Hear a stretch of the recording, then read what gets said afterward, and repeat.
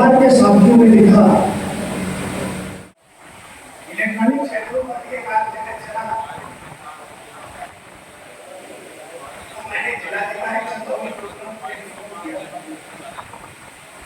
मैंने कहा कि आप ये खबर चली है, आप उसका तुरंत संज्ञान लें। सवाल ये नहीं है कि राजभवन वहां पड़ेगी, सवाल ये है कि आप सरकार की प्राथमिकता है कि हमारी शिक्षण संस्थाएं दुनिया लेवल और हमारा कृषि विद्यालय चंदौली जिला की सबसे पुरानी संस्था है। और जब हम लोग पढ़ते थे तो इस संस्था का क्या मतलब ये किसी से छुपा नहीं। एक वो काम करने था जब वो उत्तर प्रदेश में सबसे ज्यादा मिलेट के साथ यहाँ पड़ा और उत्तर प्रदेश से और उस संस्था का ये अगर ऐसी स्थिति है तो इस करना और हमको टेलीफोन करना पड़ रहा है। और आज मैं आप लोगों के बीच से जल्दी जल्दी कर रहा हूँ क्योंकि मुझे भी लखनऊ जाना है और 3 बजे से चंदौली जिलाधिकारी की उत्तर प्रदेश के यशस्वी मुख्यमंत्री जी के साथ वर्चुअल मीटिंग। तो मैं सोच रहा हूँ उस मीटिंग से पहले मैं एक बैठक उनके साथ बुलाया हूँ। हालांकि उन्होंने कुछ रूपरेखा बनाई है, कुछ होमवर्क किया कि जो इंटर कॉलेज और डिग्री कॉलेज की एक जवाब है, इस समस्या का समाधान क्या है और अस्थायी समाधान क्या है, इस पर कुछ उन्होंने होमवर्क किया है। मैं चाहूंगा तो हमें बताने लगा। लेकिन मैं आपसे बताऊं कि पहली बार मंत्री मैं 2005-06 में बन गया।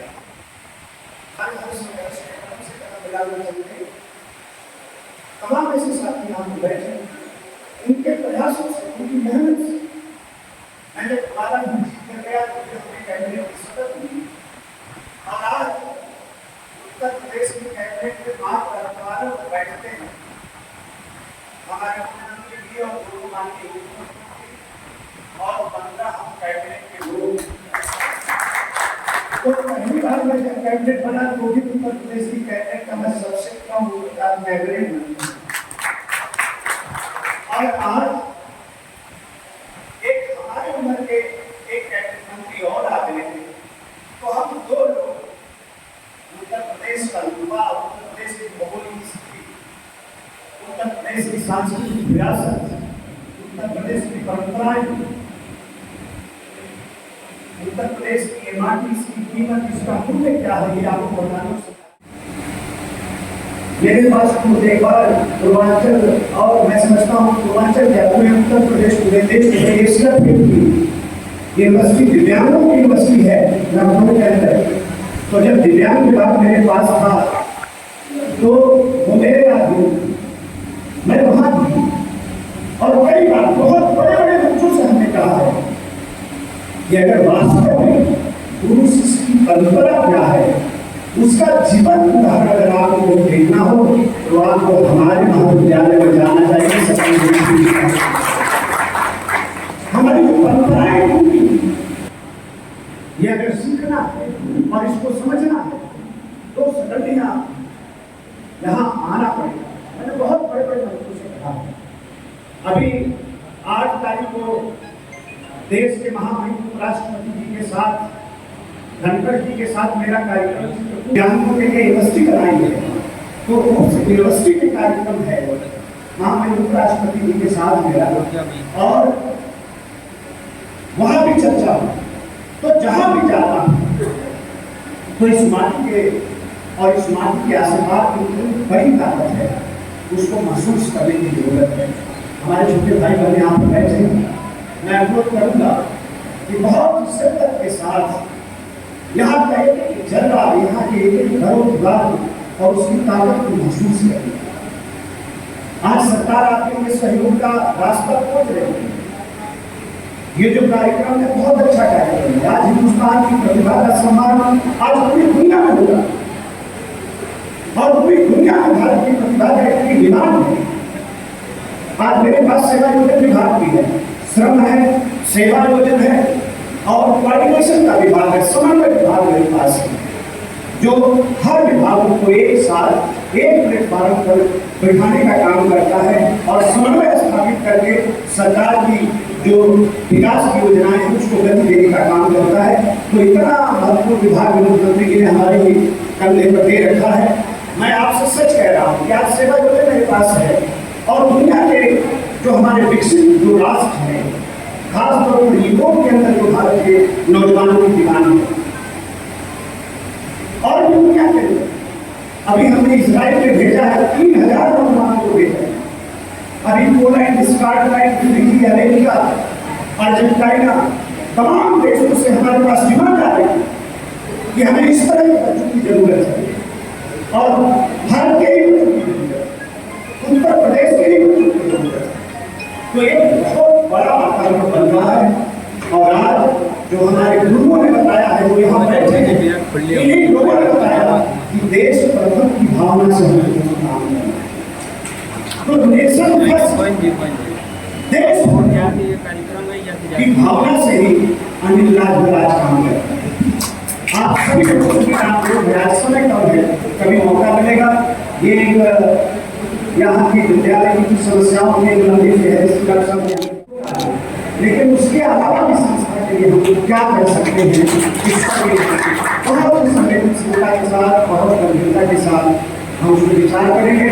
और मुझे पूरा भरोसा है कि मेरा प्रस्तावित किया गया कोई भी काम, चाहे हमारे मुख्यमंत्री जी हो, चाहे महामहिम राज्यपाल महोदय, जहाँ से आप सब लोग हमारे यूनिवर्सिटी या महाविद्यालय सब संपर्क होंगे, तो चाहे राज्यपाल जी हो, चाहे हमारे योगेंद्र उपाध्याय जी हो जो शिक्षा मंत्री हैं, हमारा कोई प्रस्ताव, मुझे भरोसा है कि मैंने कोई बात कह दिया तो वो पत्थर की लकीर है और निश्चित तौर पर हमारी जो सरकार रहेगी। और मैं तो इस बात के लिए मुझे कभी कभी मैंने बल्कि डॉक्टर साहब से कई बार कहा है कि जिस तरह की पहल होनी चाहिए, मैं 7-7.5 साल के आसपास मंत्री हूँ और जिस तरह की पहल होनी चाहिए उस पहल में कहीं न कहीं मुझे कमी जरूर है, मुझसे भी कमी है। मुझसे कमी ये हो गई तो मैं पहल का इंतजार करता हूँ। मैं तो आप लोगों ने बड़ा किया है, आपने पढ़ाया लिखाया है, आपने उनको पकड़ पकड़ कर चलना सिखाया है, तो मुझे इंतजार नहीं करना चाहिए। मेरी गलती है, उसका मैं एहसास करता हूँ, लेकिन आगे आने वाले दिनों में हम समझते हैं कि आप हमारा इसी तरीके से मार्गदर्शन करते रहिए, हमको निर्देशित करते रहिए, ताकि सकलिया पीजी कॉलेज का जो रुतबा इसी जमाने में था वही रुतबा दोबारा फिर से स्थापित हो सके। मैं प्रयास करूँगा और साथ में इंटर कॉलेज भी है, यहाँ भी मैं कुछ दिन पढ़ा हूँ, तो उसकी भी जिम्मेदारी मेरे ऊपर है। आज तो यथासंभव जो डीएम के कार्य क्षेत्र के अंदर है उनके जो बस में है उस तरह का मैं निर्देशित कार्य को भी करूँगा। और जो इनके बस की बात नहीं है, जो मुख्यालय से होना है, लखनऊ से होना है, उच्च शिक्षा मंत्री के यहाँ से होना है, या गवर्नर साहब के यहाँ से होना है, या मुख्यमंत्री के यहाँ से होना है, तो वहाँ प्रस्ताव से भी वहाँ प्रस्तुत करूँगा। लेकिन मुझे उम्मीद है कि निश्चित तौर पर आने वाले बहुत कम समय में एक बदला हुआ रूप इस संस्था का देखने को हमको मिलेगा। मैं अपनी बात को रोकता हूँ। आप सबका बहुत बहुत धन्यवाद। जय हिंद, जय भारत। जो टॉप क्लास यूनिवर्सिटी हैं उनके लेक्चर का एक सीरीज बनाया जाए और गांव में चूंकि बच्चों के पास साधन नहीं होता उनको खाने के लिए शिक्षा को देखते हुए पूंजी के छात्रों को टैबलेट वितरण और पूंजी के लिए मोबाइल दें। हम आभारी हैं, आवादित हैं, इतने साफ नोटिस पर माननीय मुख्य अतिथि महोदय ने समय दिया। थोड़ा 2 मिनट में आपका समय दूंगा। जब कमीशन से मेरी मुक्ति सकल दिया निसंदेह मंत्री महोदय ने इशारा किया, उस समय जिलाधिकारी महोदय प्रशासक थे, तमाम लोग कहे कि आपको सकल दिया लेना है, और मैंने ये अध्ययन किया कि हमारे कॉलेज में कोई कमी नहीं है, चाहे वो शिक्षक हो, कर्मचारी हो या छात्र। अगर कमजोरी रही है तो सिर्फ ऊंचे पदाधिकारियों का माहौल है। ईश्वर का काम केवल और केवल माहौल प्रदान करना है। और मुझे खुशी हो रही है इस कन्या के छात्र छात्राएं विश्वविद्यालय की मेधा सूची में अपना स्थान बना रही है। आप जैसा कि मंत्री जी ने इशारा किया, महोदय को मैं अवगत करा दूं, मेरे आने के बाद बीएड में 10 से माननीय उच्च शिक्षा निदेशक महोदय से संशोधन हो गया है। अब चेयरमैन नियुक्त हो गए हैं और आपका आशीर्वाद देना तो अगले सत्र में बीएड करनी चलेगी। जो हमारा कॉलेज किसी कारण से बदनाम था, आपको अवगत करा दें कि हमारे यह महाविद्यालय जिले के परीक्षाओं का नोडल सेंटर है। जो काम मैं बीएड का नोडल बना, बीसीएस का सेंटर है और हम मने करते हैं माननीय जिलाधिकारी महोदय का विश्वास भी है और इस बार जिलाधिकारी महोदय ने गृह जनपद भी आए हैं, होम टाउन भी आए हैं, कार्यक्रम चलाया है। उस कार्यक्रम का भी मैं हिस्सा बना हूँ। यहाँ के छात्र भाइयों और छात्रा बहनों को भी यहाँ टैबलेट और मोबाइल वितरण का भी कार्यक्रम आज यहाँ पे संपन्न हुआ। आज अपने कॉलेज में आए हैं, आकर के कैसा महसूस हुआ?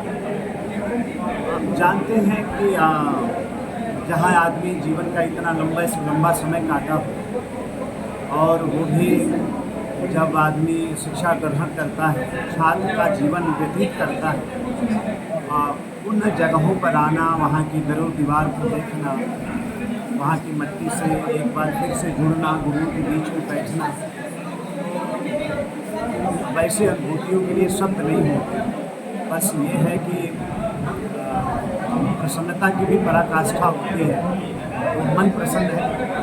आप सेवा योजन मंत्री हैं और जो बेरोजगार युवकों के लिए सरकार बेहद कदम उठा रही, क्या है आपका इसका विजन? देखिए, आज हमारे पास 30 लाख से भी ज़्यादा बेरोजगार नौजवान हमारे यहाँ रजिस्टर्ड हैं और पिछले 7 वर्षों में 7 लाख से ज़्यादा उत्तर प्रदेश के बेरोजगार नौजवानों को हमने सरकारी नौकरी दिया है और 18 लाख से ज़्यादा बेरोजगार नौजवानों को निजी क्षेत्र में हमने सेवा योजित किया है और स्वरोजगार से मैं समझता हूँ ये संख्या करोड़ों में पहुँच जाएगी। निरंतर हर हाथ को काम के संकल्प के साथ हम आगे बढ़ रहे हैं। हम मिशन रोजगार चला रहे हैं। हमारे मुख्यमंत्री जी की प्रतिबद्धता, हमारी सरकार की प्रतिबद्धता, हमारे विभाग की प्रतिबद्धता ये है कि देश ही नहीं, प्रदेश ही नहीं बल्कि दुनिया में हमारा युवा कहाँ जा सकता है, कहाँ उसकी बेरोजगारी की समस्या का समाधान हो सकता है। तो दुनिया लेवल पर भी हम प्रयास कर रहे हैं। अभी उसी क्रम में हमने इजराइल यहाँ के कुशल कामगारों को हमने भेजा है।